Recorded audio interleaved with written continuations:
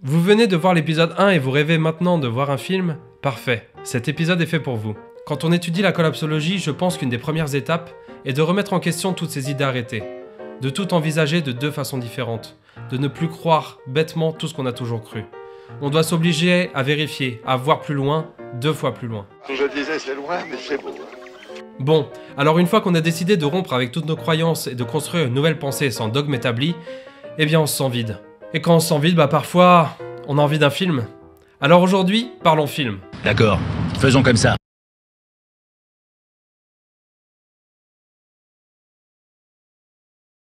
Rappelez-vous, dans le premier épisode, je vous ai dit que la collapsologie s'appuie sur les sciences et statistiques d'une part, et sur l'intuition d'autre part. Et c'est aujourd'hui sur l'intuition que l'on va se baser. Et quoi de mieux pour l'intuition que l'imagination fertile des scénaristes de cinéma ? Les films, avec leur diversité, nous permettent d'imaginer tout un tas de scénarios possibles pour notre planète et notre civilisation. Alors bien sûr, dans la vraie vie, il n'y a pas des super-héros qui arrêtent des météorites à main nue. Il n'y a pas non plus des histoires d'amour en plein milieu des carnages. Et je ne vous demande pas non plus de croire que les films retranscrivent notre avenir avec un réalisme épatant. Seulement, les films nous permettent d'envisager tout un tas de scénarios possibles, tant des causes que des conséquences, et qu'on pourra faire le tri plus tard. Surtout, le cinéma se fait généralement l'écho des peurs et des croyances d'une société. En regardant le cinéma d'une époque donnée, on voit bien de quoi a peur la société à ce moment-là. En l'occurrence, la fin du monde, la fin de l'humanité et la déshumanisation à l'extrême sont des sujets récurrents dans la littérature et le cinéma depuis le XXe siècle. La science-fiction et les dystopies sont 2 grands courants qui ont pris leur ampleur dans les années 1920. La science-fiction, vous connaissez. Les dystopies sont quant à elles des œuvres où l'homme s'est semblement approché d'un monde utopique, mais qui s'est considérablement déshumanisé. On pense évidemment au roman 1984 de George Orwell. Dans le cinéma, on a répertorié avec mon ami Paul de la chaîne Tamalou 5 grandes catégories de peur. Je vous propose qu'on les passe en revue et qu'on se rattache à chaque fois à des faits réels, juste pour se rendre compte que même si ça dégénère dans les films, eh bien parfois ça n'a pas une bonne gueule dans la vraie vie non plus. Dans pas mal de films, la Terre est envahie par des êtres venus d'ailleurs. Dans Mars Attack, ce sont des extraterrestres. Dans Pacific Rim, des créatures venues des entrailles de la Terre. Ou encore dans Transformers, des robots venus de l'espace.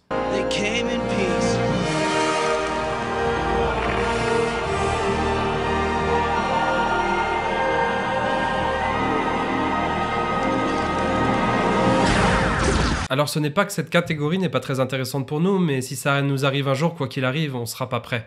C'est pas vraiment quelque chose sur lequel on a la main. Ce que nous rappelle cette catégorie, c'est surtout la peur de l'autre, la peur de l'étranger qui peut être un extraterrestre pour nous. Cette peur de l'invasion se retranscrit dans la montée des extrêmes droites un peu partout dans le monde, et de l'immigration assez importante sur nos territoires. Cette sorte de climat politique un peu nauséabond. L'un des films mythiques de cette catégorie est le Dr Folamour de Stanley Kubrick. Dans ce film réalisé en 1964, juste après la crise des missiles de Cuba en pleine guerre froide, on découvre un général américain paranoïaque qui décide d'envoyer tous les avions nucléaires au-dessus de l'URSS pour larguer toutes leurs bombes. Ce film est extrêmement drôle et extrêmement grinçant à la fois. Il critique la course au nucléaire, les systèmes complexes et hiérarchisés où il y a tellement de protocoles que n'importe quel fou peut tout faire sauter. Il critique aussi les hommes de pouvoir qui se retranchent tout le temps derrière des « c'est pas ma faute, vous comprenez ». Monsieur le Président, nous en sommes maintenant à la minute de vérité aussi bien pour nous-mêmes en tant qu'êtres humains que pour la vie de la nation, et la vérité n'est pas toujours agréable. Mais il est nécessaire de choisir rapidement entre 2 solutions qui sont certainement très regrettables, mais qui sont en tout cas dissemblables quant aux perspectives d'après-guerre. D'une part, vous avez 20 millions de morts, et de l'autre, vous avez 150 millions de morts. Une citation qui fait froid dans le dos quand on regarde les effets que pourrait provoquer une guerre de l'eau, une guerre du pétrole ou des exodes massifs liés au réchauffement climatique. Et on a du mal à se mettre dans la peau d'un président qui devrait choisir entre ces 2 scénarios. Les exemples de films sur les guerres nucléaires ne manquent pas. La Route, La Bombe, Judge Dredd, etc. À cheval entre cette catégorie et la suivante, on peut citer également Equilibrium.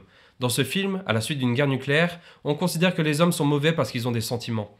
Alors on décide de leur donner un produit qui les rend juste heureux et productifs. Et ceux qui refusent de prendre ce produit sont considérés comme rebelles et chassés. C'est un très bon exemple de dystopie. Librium, une maladie ronge le cœur des hommes. Cette maladie, ce sont les sentiments.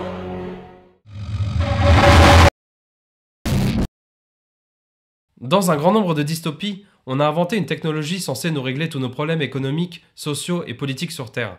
Bref, un ordinateur surintelligent qui pourrait remplacer tous nos gouvernements si humains. On a par exemple 1984 avec son Big Brother, ou encore Matrix avec un faux monde imaginé entièrement par des ordinateurs, ou Minority Report avec des êtres modifiés génétiquement, les précogs, qui peuvent prédire des meurtres à venir et prévenir la police pour qu'elle puisse arrêter les criminels.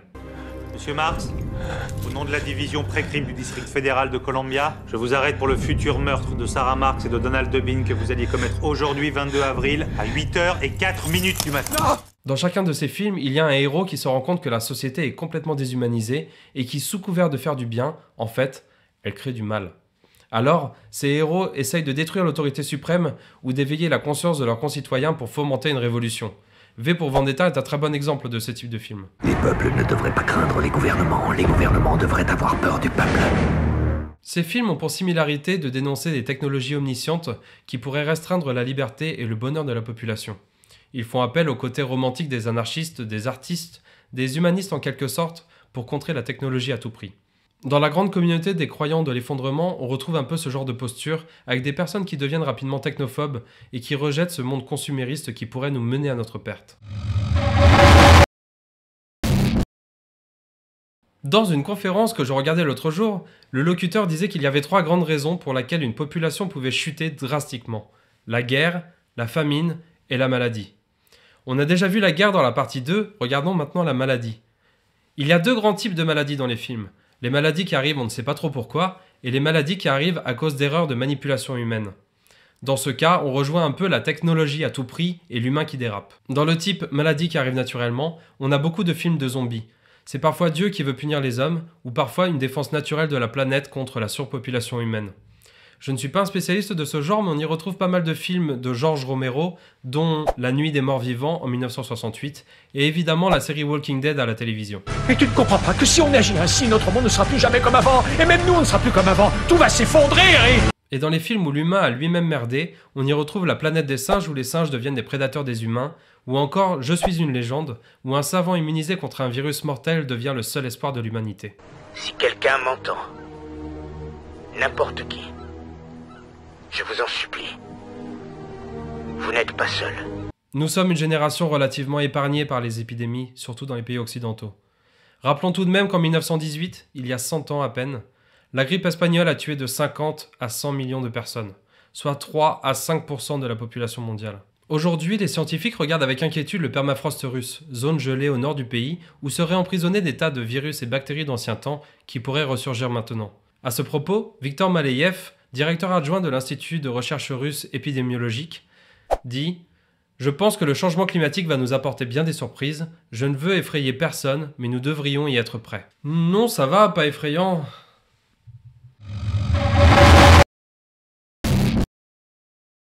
Enfin, dans cette dernière catégorie, parlons des catastrophes environnementales ou climatiques, celles qui nous pendent au nez de la façon la plus visible.